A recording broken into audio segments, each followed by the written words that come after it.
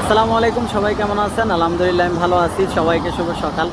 তো কয়েকদিন আগে এনসিপির প্রধান সমন্বয়ক নাহিদ সে বলছে যে শিবিরে ঢাকা বিশ্ববিদ্যালয়ের সভাপতি সাদিক কায়ুমের আসলে 24-এর অভ্যুত্থানে কোনো অবদান বলতে সে প্রধান সমন্বয়কদের ভিতরে ছিল না। তো আমার প্রশ্ন হচ্ছে যে আন্দোলনের প্রথম থেকেই সাদিক কায়ুম আসলে প্রথম সারির মধ্যেই ছিল, প্রথম কাতারেই ছিল আন্দোলনের সব জায়গায়।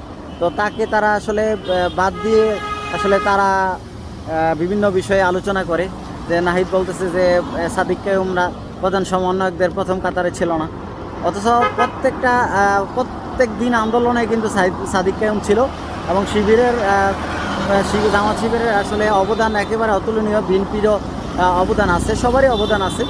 তো ডাইরেক্ট আসলে এভাবে ডাইরেক্ট বাদ দিয়ে দিলে আসলে কিভাবে হয়?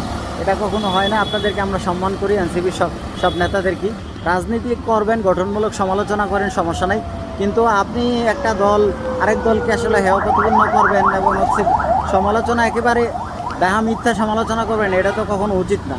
তো আপনাদেরকে বলি যে আপনারা আসলে সবারই সমালোচনা করেন, সমস্যা নাই, বিএনপির করেন, জামাতের করেন, তাহলে এত সমালোচনা করলে আপনারা আসলে এত নেগলেক্ট করলে সবাইকে, তাহলে আপনারা কাদেরকে নিয়ে রাজনীতি করবেন?